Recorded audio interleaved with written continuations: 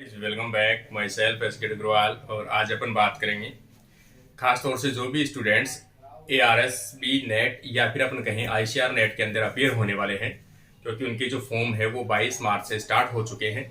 तो जो भी स्टूडेंट्स एग्रीकल्चर बायोटेक्नोलॉजी एग्जाम में अपीयर होने वाले हैं, देखो खास तौर से कोई भी स्टूडेंट्स हो जिनकी MSc एग्रीकल्चर हो या फिर बायोटेक्नोलॉजी में हो, तो उनकी स्पेशलाइजेशन मतलब बायोटेक्नोलॉजी या बोटनी में हो, और स्पेशलाइजेशन अगर आपकी प्लांट बायोटेक में है तो आप अपीयर हो सकते हो एग्रीकल्चर बायोटेक्नोलॉजी सब्जेक्ट के अंदर। ठीक है, तो आज अपन देखना चाह रहे हैं कि भी कौन से स्टूडेंट्स जो है वो एग्रीकल्चर की प्रिपरेशन कर रहे हैं, ARS नेट की प्रिपरेशन कर रहे हैं, तो इस सिलेबस की प्रिपरेशन कर रहे हैं। तो इसमें सिलेबस में क्या क्या चीज़ें मेंशन हैं और क्या क्या आपको पढ़ने हैं, और इसमें खास तौर से अपन देखें कि कौन सी बुक्स आप प्रीफर कर सकते हो, कहाँ से पढ़ सकते हैं मटेरियल। ठीक है, तो ASRB नेट के लिए जो सिलेबस है एग्रीकल्चर बायोटेक्नोलॉजी का, उससे अपन थोड़ा सा डिस्कस करते हैं। देखो पहली यूनिट जो है वहां पर यूनिट वाइज दिया गया है। देखो पहली यूनिट जो है वो है unit first, cell structure and function. ठीक है, सेल से रिलेटेड आपको चीजें देखनी है। देखो जैसे prokaryotic and eukaryotic cell architecture, मतलब डिफरेंस देखना है प्रोकैरियोट एंड यूकैरियोटिक में डिफरेंस। सेल वॉल देखनी है, सेल वॉल के अलावा प्लाज्मा मेम्ब्रेन देखनी है, structure and function of cell organelle, अलग अलग जो भी सेल ऑर्गेनल्स है सभी के आपके फंक्शंस वगैरह देखने हैं। जैसे वैक्यूल्स है, माइटोकॉन्ड्रिया है, प्लास्टिड है, गोल्जी एपरेटस है, ER है, प्रोक्जिसोम है, ग्लाइकोक्जिसोम है, और cell division and regulations of cell cycles. ये पॉइंट सबसे इंपॉर्टेंट है भाई, ये जरूर देख के जाना आप लोग। ठीक है, सेल डिवीजन और उनके check points and their regulations. ठीक है, मतलब CDK प्रोटीन्स और साइक्लिन प्रोटीन्स का जो कॉम्बिनेशन है और कैसे सेल डिवीजन को रोका जाता है वो चीजें देख लेना। प्रोटीन सिक्रेशन एंड टारगेटिंग, मतलब जो प्रोटीन सिंथेसिस होती है RER पर, वो प्रोटीन जो है ER के अंदर जाती है, उसमें से गोल्जी कॉम्प्लेक्स में जाती है, गोल्जी कॉम्प्लेक्स से जहां भी उनको बाहर भेजना होता है उसको टारगेट भेज दिया जाता है, उसे अपन क्या बोलते हैं, प्रोटीन सॉर्टिंग बोलते हैं या प्रोटीन टारगेटिंग के नाम से जानते हैं। तो वो यहाँ पर देखना है। लास्ट टॉपिक इसमें देखो दिया गया है, cell division, growth and differentiation, इनमें क्या क्या अंतर है। ये तो नॉर्मल सा पोर्शन है, देखो आपको कहीं भी मिल जाएगा। जिसके पास पाथ फाइंडर की बुक्स है या सेल बायोलॉजी की बुक्स कहीं भी आपकी हिंदी मीडियम में हो या इंग्लिश मीडियम हो, उसमें भी आपको मिल जाएगी। जैसे सिंह पांडे जैन है, कैसी सोनी है, उन बुकों में भी मिल जाएगा। सिंह पांडे जैन या फिर अपन कहें BD सिंह में मिल जाएगा। BD सिंह के अलावा कैसी सोनी में मिल जाएगा। किसी के पास राजस्थान से हो तो CBH की बुक में मिल जाएगा। ये सभी चीजें आप आराम से मिल जाएगी आपको। सेकेंड यूनिट की आप देखो, बायोमोलिक्यूल्स एंड देयर मेटाबॉलिज्म। ठीक है, इसमें से देखो जो सेल डिवीजन मैंने बताया ना फर्स्ट यूनिट के अंदर, ये चीजें जो है खासतौर से मेन चीजें सभी मैंने आपको वीडियोस के अंदर पढ़ा रखे हैं, ये आपको मिल जाएंगे। बायोमोलिक्यूल्स एंड देयर मेटाबॉलिज्म के अंदर अपन देखें structure and function of carbohydrate, ये पूरी मैंने पढ़ा रखी है यूनिट फर्स्ट के अंदर। लिपिड पढ़ा रखा है, प्रोटीन्स पढ़ा रखे हैं, न्यूक्लिक एसिड पढ़ा रखे हैं, synthesis of carbohydrate, glycolysis, HMP, citric acid cycle, metabolic regulations, oxidative phosphorylations, substrate level phosphorylations, vitamins, plant and animals hormones, functional molecules, antioxidants, nutrients, precursors, HSP protein, antiviral components. ये सभी चीजें कहीं ना कहीं आपको मैंने इसमें सिलेबस में कवर करवा रखी है। प्ले लिस्ट में जाइए और प्ले लिस्ट में आप ये टॉपिक है वो देख सकते हो, आपको लगभग चीजें मिल जाएगी। ये भी सेल बायो की बुक में आप कहीं भी पढ़ लेना भैया, आपको मिल जाएगा। ठीक है ना, नॉर्मल से है। तो मेटाबॉलिज्म, प्लांट फिजियोलॉजी की कोई भी बुक हो आपके पास में, वहां पर आपको अवेलेबल होगा। प्लांट फिजियोलॉजी या एनिमल फिजियोलॉजी में हो, उसमें सभी चीजें आपको अवेलेबल हो जाएगी। ठीक है ना, यूनिट थर्ड में देखते हैं अपन एंजाइमोलॉजी। एंजाइमोलॉजी मैंने यूनिट में इसमें पढ़ा रखी है, आपको प्लेलिस्ट के अंदर जाना, एंजाइम्स देखना, वहां पर मैंने आपको पढ़ा रखी है यूनिट फर्स्ट के अंदर। एंजाइम्स में सिंपल सिंपल से टर्म्स दिए गए हैं, देखो जैसे एंजाइम क्या है, डेफिनेशंस, स्ट्रक्चर, कन्फर्मेशन, उनकी स्ट्रक्चर्स, क्लासिफिकेशन जो मैंने पढ़ा दिया आपको, ऐसे isolation, purification and characterization and catalysis, specificity, mechanism of action, active site, regulations of enzymes activity. इनके एंजाइम्स काइनेटिक्स जो है वो सभी देख लेना भाई। मल्टी एंजाइम कॉम्प्लेक्सिटी या complex, immobilize enzymes and proteins engineering, immobilize enzymes and their applications. ये सभी एंजाइमोलॉजी, एंजाइम से रिलेटेड टर्म्स हैं। आपको नॉर्मली पाथफाइंडर बुक में या कहीं भी प्लांट फिजियोलॉजी है खास तौर से, या फिर अपन कहे बायोमोलिक्यूल से, या फिर बायोकेमिस्ट्री का पोर्शन है, वहां पर आपको पूरी एंजाइमोलॉजी मिल जाएगी।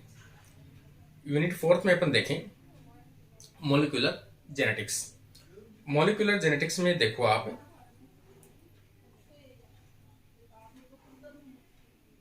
मोलिकुलर जेनेटिक्स में देखो भाई मैन टर्म क्या, कंसेप्ट ऑफ जीन्स, जीन देखने हैं। Prokaryotic as genetic system, prokaryotic में लाइक ऑपेरॉन है, ट्रिप्टोफैन ऑपेरॉन है, जीन रेगुलेशन है, उनके जीन है, उनके जीन की प्रोमोटर्स की स्ट्रक्चर्स हैं, वो सभी चीजें देखनी है। Prokaryotic and eukaryotic chromosomes, method of gene isolation identification, split gene, overlapping gene, pseudogenes, organization of prokaryotic, eukaryotic genes, and genomic including the operon, exon, intron, enhancer, promoter sequence। ये सभी चीजें बताइए जो भी जीन की जो कंपोनेंट्स है, gene का एक्सप्रेशन है, जीन के एनहांसर है, जीन के प्रमोटर है, जीन की रेगुलेटरी साइट है, ये सभी चीजें आपको देखनी है। Other regulatory elements, mutation. अब म्यूटेशन के टाइप्स पढ़ने हैं। पहला आ गया gene, concept of gene. Second आ जाएगा mutation.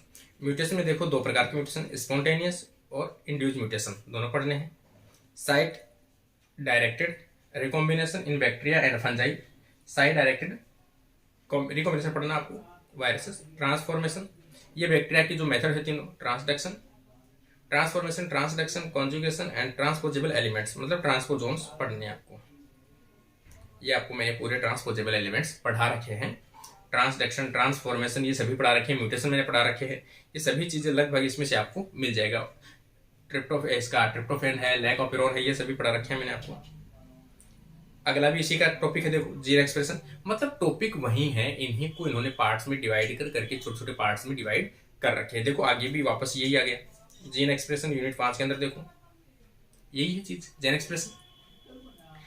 Expression of genetic information, operon, concept of transcription, operon में वही आ जाएगा सेम चीज। ये चीजें देखो, mechanism of the transcription in prokaryotes and eukaryotes, transcription units, regulation sequences, enhancer, activator, repressor, को एक्टिवेटर्स, को repressor in prokaryotes and eukaryotes, individual gene promoters, transcription factors, most transcriptional, post transcriptional modifications and protein transportation. ये जरूर आपका थोड़ा सा है। Post transcriptional मतलब protein synthesis होने के बाद में प्रोटीन में होने वाले मॉडिफिकेशंस, उसे अपन क्या बोलते हैं, पोस्ट ट्रांसक्रिप्शन, मतलब आरएनए कंप्लीट होने के बाद में आरएनए में होने वाले मॉडिफिकेशन को पोस्ट ट्रांसक्रिप्शनल, और प्रोटीन में होने वाले तो post translational. Modification of protein transport, RNA protein interaction, मतलब डीएनए प्रोटीन इंटरेक्शन। यहाँ पर जेनेटिक कोड है, मैकेनिज्म ऑफ ट्रांसलेशन है and their control, post translational modification आई गए, ये गए लास्ट के अंदर देखो जो। तो ये सभी चीजें जो हैं वो आप देख के जाना। अगला टॉपिक आ जाएगा मॉलिक्यूलर बायोलॉजी एंड टेक्निक्स। ठीक है, इसमें से कौन सी चीजें आपको पढ़नी है 6th यूनिट में। देखो आप इसमें सिंपल चीजें हैं। मॉलिक्यूलर टेक्निक्स के अंदर कौन सी पढ़नी है। Isolation and purification of nucleic acid, अपन सभी न्यूक्लिक एसिड्स के आइसोलेशन पढ़ते हैं, ठीक है ना। न्यूक्लिक एसिड हाइब्रिडाइजेशन पढ़ते हैं। न्यूक्लिक हाइब्रिडाइजेशन के टाइप्स जो है, सॉर्दन ब्लॉटिंग है, यहां पर देखो सॉर्दन है, नॉर्थन है, वेस्टर्न ब्लॉटिंग हाइब्रिडाइजेशन है, immune response, monoclonal and polyclonal antibodies है, ठीक है ना। एंटीबॉडीज का भी देख लेना, जो एचएटी मीडियम है, माइलोमा सेल्स है, कैंसर सेल्स है, उनसे रिलेटेड क्वेश्चन जरूर आती है। एजीपीआरटी है, एजीपीआरटी पॉजिटिव है, एजीपीआरटी नेगेटिव है, ये सभी चीजें थोड़ा सा देख के जाना। मोनोक्लोनल एंटीबॉडी हाइब्रिडोमा टेक्नोलॉजी, मतलब कहने का मतलब ये है। इसके अलावा एंटीबॉडी डीएनए सीक्वेंसिंग, एलिजा, ठीक है ना, डीएनए सीक्वेंसिंग आगे, construction and screening of genomic c DNA library, ये देख लेना। जेल इलेक्ट्रोफोरेसिस टेक्निक देख के जाना भाई। पॉलीमरेज चेन रिएक्शन आ गया, पीसीआर आ गया, पीसीआर से संबंधित तो नॉर्मल आपको एंजाइम से रिलेटेड पूछा जाएगा। React spectroscopy, RTPCR, centrifugation, chromatography, इसके अलावा फिश एंड रिया, ये भी मैंने पढ़ा रखे हैं। ये चीज़ें, ये सभी चीज़ें तो आपको मेरे वाले जो टेक्निक वाला पोर्शन है यूनिट 13 के नाम से प्लेलिस्ट के अंदर जाओगी, वहां पर आपको सब चीज़ें अवेलेबल है। जीन क्लोनिंग देखो आप यूनिट 7 नंबर की, मैं कह रहा हूँ इसमें सिलेबस देखो बहुत छोटा है, अगर आप अच्छे से तैयारी करते हो थोड़े दिन के अंदर आप इसको अच्छे से कवर कर लोगे, ठीक है। रेस्ट्रिक्शन, जीन क्लोनिंग के अंदर आने वाली सभी जो चीज़ें हैं, खासतौर से रेस्ट्रिक्शन एंजाइम से स्टार्ट होता है। किसी भी डीएनए मॉलिक्यूल या आरएनए मॉलिक्यूल की क्लोनिंग करना चाहते हो आप, उसको कट करके पहले उसके फ्रेगमेंट्स तैयार कीजिए। तो सबसे पहला जो यूज आ जाएगा restriction enzyme and there uses, उनके यूज क्या है। Silent feature and use of most commonly used vectors, कौन से वेक्टर्स हैं जो जीन क्लोनिंग में यूज में आते हैं, जैसे प्लाज्मिड, बैक्टीरियोफेज, फाज्मिड, कॉस्मिड, ये बीएससी, पीएससी और वाईएससी। लाइब्रेरी, ये binary vector, expression vector, gene cloning and sub cloning strategy, chromosome walking, genetic transformation, basis of animals cloning, biology, risk assessment and IPR, कि इसमें क्या क्या नुकसान होती है और इन्वायरमेंट में कैसे अपन उसको अलाउ करें या नहीं करें, कौन से एक्सपेरिमेंट्स को, ये सभी चीज़ें आपको इनसे अंदर पढ़ना है जीन क्लोनिंग से रिलेटेड, ठीक है। ये तो टी ए ब्राउन जो है बुक, उसमें से पढ़ सकते हो, लेकिन आपके पास नहीं है तो पाथफाइंडर की बुक में इसमें पढ़ सकते हो। पाथफाइंडर की बुक में सबसे अच्छा मैटर जो है वो दिया हुआ है। और आपके पास कोई भी जीन की बुक हो तो जीन में से पढ़ सकते हो, या फिर नॉर्मली आप जेनेटिक्स की कोई बुक हो आपकी हिंदी मीडियम की, वहाँ भी पढ़ सकते हो, ठीक है ना। ये सभी चीज़ें तो शायद आपको जो बीडी सिंह है उसमें भी मिल जाएगा, ठीक है। तो बीडी सिंह भी आप पढ़ सकते हो। 8 नंबर की यूनिट देखें अपन, यहाँ पर देखो मोलिकुलर बायोलॉजी। तो मोलिकुलर बायोलॉजी में देखो ribosome structure and their functions, protein biosynthesis, ठीक है। Protein biosynthesis and eukaryotes and prokaryotes दोनों में आ गई। तो ये पहले भी गया था। पोस्ट ट्रांसलेशनल मॉडिफिकेशंस, ये उसमें भी गया था। पोस्ट ट्रांसलेशनल मॉडिफिकेशन ये वापस आ गया, देखो यही टर्म, तो ये तो दो जगह कवर हो जाएगा आपका। जीन रेगुलेशन भी आ गया पहले, फिर भी आ जाएगा। आरएनए स्प्लाइसिंग यहाँ पढ़ सकते हो आप, पहले भी गया। पोस्ट ट्रांसक्रिप्शनल मॉडिफिकेशन ये वापस आ गया, जो पहले आप आ चुका है। मैं कह रहा हूँ बहुत सी चीज़ें तो ऐसी है जो आपको एक बार पढ़ लोगे तो आपको सब जगह कवर हो जाएगी। Bioprospecting, biofortification, gene pyramiding and gene fusion, ये है बायोजाइम टेक्नोलॉजी। तो यहाँ पर छोटे छोटे टर्म्स हैं, प्रत्येक टर्म्स से रिलेटेड आप गूगल पे सर्च करके उनके जरूर नोट कर लीजिए, ताकि जब एग्जाम में आप बैठो तो ऐसा ना लगे कि वो टर्म पहले सिलेबस में था आपने देखा ही नहीं। मैं आपको अभी भी कह रहा हूँ, किसी भी एग्जाम में अपीयर होने वाले हो आप तो उसके सिलेबस के बारे में पूरा एनालिसिस जरूर कर लें कि सिलेबस में एक्चुअल है क्या, और लास्ट ईयर के पेपर्स में किस प्रकार के क्वेश्चंस पूछे गए हैं। वो सभी चीज़ें हैं, कहीं ना कहीं आप जो लोग जरूर रखें कोशिश कि आपको थोड़ा आइडिया रहेगा। यहाँ पर देखो यूनिट देखो 9 नंबर, प्लांट मोलिकुलर बायोलॉजी, ठीक है। यहाँ पर देखो कौन से टर्म दिए गए हैं। Photo regulation, phytochrome regulations, मतलब प्लांट फिजियोलॉजी की जो एडवांस मेथड है प्लांट मोलिकुलर बायोलॉजी, जिसके अंदर phyto regulation, photo regulations and phytochromes, regulation of the nuclear and chloroplastic gene expression. Nuclear और क्लोरोप्लास्ट जीन जो रेगुलेशन है वो किस प्रकार से इनको कंट्रोल करते हैं। Molecular mechanism of nitrogen fixation, ठीक है ना। तो नाइट्रोजन फिक्सेशन है यहाँ पर जो जरूर पूरा पढ़ लेना कि लैग हीमोग्लोबिन जो है इनका फंक्शंस क्या है, बैक्टीरियोइड्स क्या होते हैं, कैसे इन्फेक्शन होता है, क्या क्या होता है। Molecular biology of various stresses, अलग अलग प्रकार के जो स्ट्रेस है वो जरूर पढ़ लेना, बायोटिक और एबायोटिक स्ट्रेस, लेकिन अपनी रियल लाइफ में इन स्ट्रेस से थोड़ा सा दूर रहना, ठीक है ना। अपने स्ट्रेस भी लाइफ में चलते रहते हैं, लेकिन अपने को पढ़ते टाइम पे किसी प्रकार के स्ट्रेस नहीं लेने हैं, एकदम फ्री होकर आपको पढ़ने हैं, कैसी भी परिस्थिति हो पढ़ना फिर भी पड़ेगा, ठीक है ना। अपने पास एक ही रास्ता है, ये सब इतना नॉलेज कर लीजिए ताकि आपको कहीं लाइफ में दिक्कत ही ना आए, ठीक है ना। Metal and temperature and biotic stress, अब देखो बायोटिक स्ट्रेस कौन से हैं, जो भी माइक्रोब से होने वाले डिजीज है, बैक्टीरियल है, फंजाई है, वायरल डिजीज है। सिग्नल ट्रांसडक्शन पढ़ना है and it's molecular basis, molecular mechanism of plant hormone action, कौन से प्लांट हार्मोन हैं, तो उनकी क्या क्या एक्शन है। माइटोकॉन्ड्रिया, कंट्रोल ऑफ फर्टिलिटी, ये अपन जानते हैं। माइटोकॉन्ड्रिया जो है वो क्या करता है, प्लांट के अंदर जो अपन कहें मेल स्टेरिलिटी है उसको कंट्रोल करता है, तो यहाँ पर मेल स्टेरिलिटी आ जाएगा।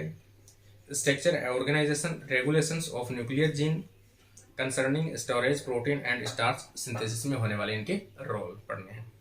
नेक्स्ट क्वेश्चन अपन देखें,